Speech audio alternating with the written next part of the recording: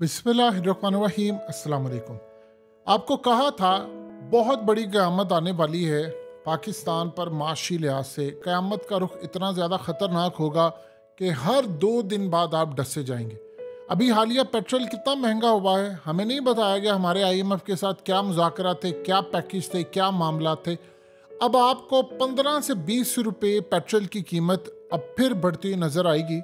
और इस सारी सूरत हाल में एक बात आप ज़हन में रखिएगा, जो सबसे ख़तरनाक सूरत हाल है, आपको अब ये 14 अगस्त के बाद मामला मज़ीद आपको नज़र आएंगे कि करेंसी की डीवैल्यूएशन होनी है, जो कि होकर रहेगी। और उसके साथ एक जो तूफ़ान खड़ा हुआ है इंटरनेशनल सतह पर, उसके बाद पाकिस्तान के ऊपर जो पेट्रोल की कीमतें हैं उसका क्या असर पड़ेगा, इसका आपको अंदाज़ा भी नहीं है। देखिए, अब जो मामला है, लोग एक तो बाइक्स खड़ी करने वाले हैं घर के अंदर और गाड़ियां खड़ी करने वाले। पाकिस्तान ने इस वक्त जो पेट्रोल महंगा कर दिया है, ये आपको मज़ीद महंगा, अभी ये जो कह रहे हैं 15-20 रुपये बढ़ाने जा रहे हैं, ये मज़ीद बढ़ता रहेगा। यानी आप फिर देखेंगे 25 रुपये बढ़ गया, फिर आप देखेंगे 15 रुपये बढ़ गया, उसके साथ हो सकता है 1-2 रुपये कम भी कर दें, और फिर उसके बाद 30 रुपये बढ़ गया। लेकिन जो इंटरनेशनल सतह पर सिनेरियो बन रहा है, वहाँ एक मामला गलत हुआ तो आपको हो सकता है 150-200 रुपये कीमत उसकी बढ़ती हुई नज़र आए। वो कैसे? देखिए, मोहम्मद बिन सलमान ने कहा है कि उन्होंने किसी सूरत तेल की कीमतें कम नहीं करनी, वो बढ़ा रहे हैं। वेस्ट ने कहा है कि पूरे की पूरी मोनोपली हो रही है, ओपेक की जानिब से, रशिया इसमें शामिल है, वो लोग पैसा बना रहे हैं। अब हुआ क्या है, रशियन जर्नैलों ने, उनके आर्मी चीफ ने कहा है कि अब जो यूक्रेन की जंग है वो एक मुल्क से निकलकर 2-3 ममालिक उसमें कूदने जा रहे हैं। अगर ये कूदेंगे तो हम इसको वर्ल्ड वॉर 3 तस्लीम करेंगे, तीसरी जंग अजीम तस्लीम करेंगे। अगर एक मुल्क भी, चाहे वो पोलैंड हो या कोई और हो, चाहे वहां पर किसी भी वजह से अगर वो कूदे बीच में, तो फिर याद रखिएगा तेल की कीमतें सबसे पहले $25-30 बैरल ऊपर जाएंगी। और अगर $25-30 बैरल ऊपर चली गई तो फिर आप पाकिस्तान में, याद रखिएगा, आपको 150 रुपये एक्सपेक्ट कर सकते हैं कि पेट्रोल की कीमत बढ़ेगी।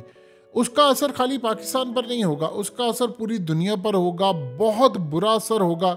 लेकिन सवाल ये पैदा होता है कि जो ममालिक रशिया से सस्ता तेल ले रहे थे, वो तेल तो उनको वैसे ही मिल रहा है, या जो ममालिक पूरी दुनिया के अंदर ये मामलात अपने सारे रख रहे हैं, या उन्होंने अपनी करेंसी डी, यानी असल में वर्ल्ड में हो क्या रहा है कि कुछ ममालिक ऐसे हैं, जैसे मिसाल के तौर पर ईरान, उसके पास अपना पेट्रोल है और वो तो महंगा नहीं करता, और अफ़गानिस्तान भी उससे ले ले, उसके पास अब खुद अपना निकल रहा है। हम भी ईरान से तेल ले रहे हैं, लेकिन वो स्मगलिंग करके तेल पाकिस्तान आता है, और वो पाकिस्तानी अवाम को उसका कोई फ़ायदा नहीं होता, वो कोई और खा जाता है पैसे। लेकिन सवाल ये पैदा होता है कि अगर क्या हम प्रीपेयर हैं इतने बड़े तूफान के लिए जो इंटरनेशनल सतह पर आने वाला है। देखिए, आपने IMF को कहा है कि आपने फलाना इतने पैसे इकट्ठे करने, इन्होंने असल में अभी तक आपको IMF की शराइत पता ही नहीं है। ये शराइत कौम को बताई नहीं गई कि हुई क्या। देखिए, आप एक बात बताइए, अगर किसी शख्स ने घर में किसी का कर्ज अदा करना हो तो वो कम से कम पैसे पूछेगा कि क्या शराइत तय करके आए हो फलाना।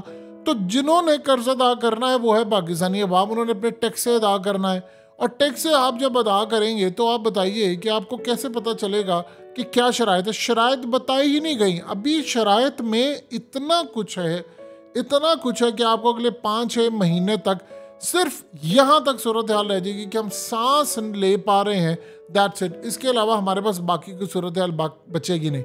सोचिए ज़रा कि जब गाड़ियाँ इस लेवल पर चलना बंद हो जाएंगी, जाहिर सी बात है, ऑलरेडी लोगों ने गाड़ियां अपनी गैराज के अंदर पार्क कर दी हैं। उन्होंने कहा कि जब भाई घरों में आप गाड़ी रहने थे, हम नहीं ले जा सकते।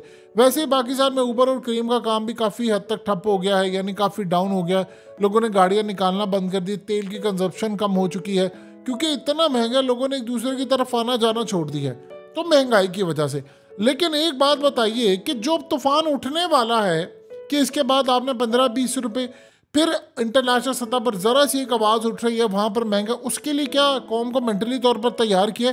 दुनिया में तो ये हो रहा है कि भाई वो कमाई करते हैं और पेट्रोल पे जाकर वो सब्सिडी दे देते हैं और उसका फ़ायदा आवाम को मुंतकिल करते हैं। ईरान से या जो हम पेट्रोल ले रहे हैं, या पेट्रोल जो वहाँ से आता है स्मगलिंग वाला, अगर वही हम 18-20 रुपये का लेकर आवाम को 150 का दे दें तो भी काफ़ी बेनिफिट हो सकता है। इंटरनेशनल सतह पर सिनेरियो बड़ी तेज़ी से बिल्डअप हो रहा है। देखिए, रशिया इस जंग को चाहे प्रोलोंग कर ले 10 साल, उसको अब कोई परवाह नहीं है। जंग रशिया में तो नहीं लड़ी जा रही, वो तो यूक्रेन में लड़ी जा रही है, तो उनको इस चीज़ से कोई परवाह नहीं। और जितना ज़्यादा जंग बढ़ रही है उतना उसका ऑयल बिक रहा है, उसकी गैस बिक रही है, उतना ज़्यादा फ़ायदा उसको हो रहा है। अब बरतानिया में भी गैस की कीमतें बढ़ी हुई हैं, पेट्रोल की कीमतें भी बढ़ी हुई हैं, मिडिल ईस्ट में भी बढ़ी हुई हैं, दुनिया में हर जगह बढ़ी हुई हैं। लेकिन जो सूरत हाल यहाँ पर पैदा हो रही है उसका तो आप अंदाज़ा नहीं लगा सकते। यानी हम में कहा जाता है कि देखो ना अमेरिका में कितनी कीमतें हैं, हमारे यहाँ पर रुपीस में कमाने वाले लोग डॉलर्स का मुकाबला या करेंगे या रियाल का या स्विस फ्रैंक का मुकाबला करेंगे या ऑस्ट्रेलियन डॉलर का, कैनेडियन डॉलर का, दिरहम का या कतरी रियाल का, हम या इनका मुकाबला करते फिरेंगे जहाँ पर कमाइयाँ ज़्यादा है।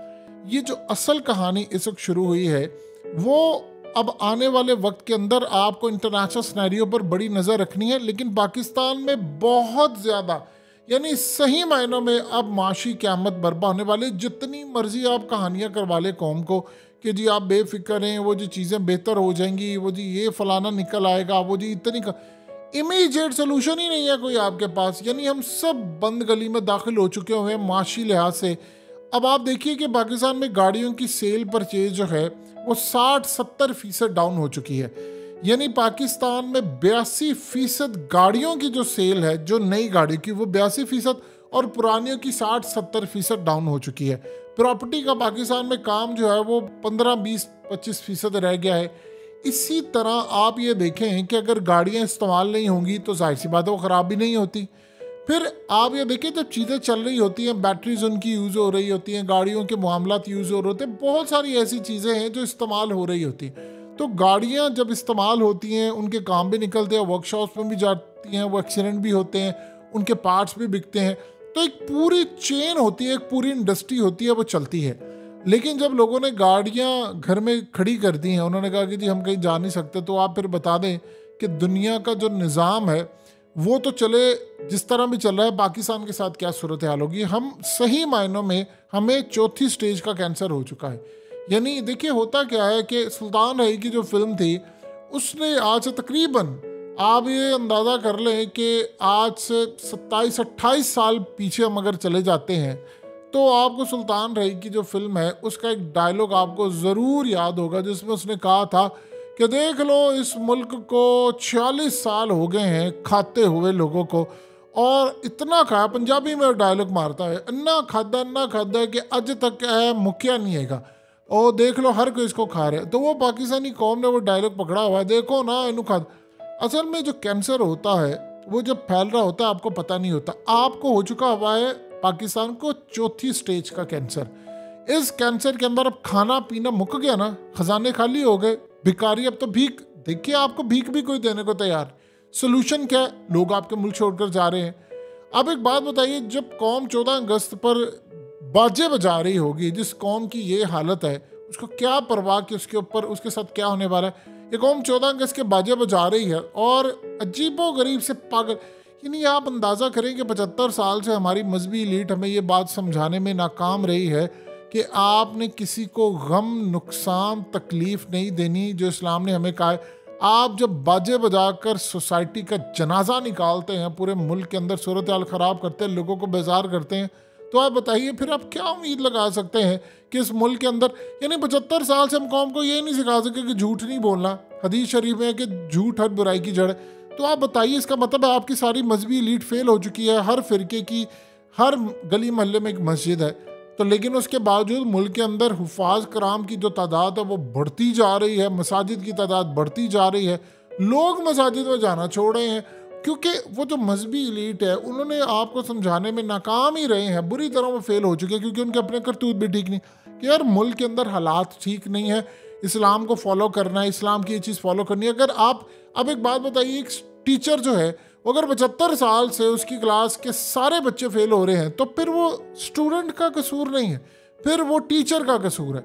यही सूरत हाल है कि अगर आप 75 साल से ये नहीं समझ पाए कि गाड़ी चलाते हो आपने बेल्ट लगानी है, या आपने हराम नहीं खाना, हलाल खाना है, आपने हराम पैसों से उम्रा करने नहीं जाना, आपने लोगों का हक नहीं मारना, बेटी की आपने शादी कर दी है तो उसकी प्रॉपर्टी में उसको हिस्सा देना, ये नहीं कह कि बस जब सोसाइटीज़ के अंदर आपके बेसिक राइट्स जो हैं वो आपको पता ही नहीं होंगे तो फिर यही हाल होगा कि कभी आपको मारा जाएगा, कि आप फलाना आपके ऊपर मुसल्लत हो रही है चीज़, कभी कुछ हो रही है, तब तैयार रहिए, अब एक मिनी क़यामत आने वाली है मुआशी तौर पर।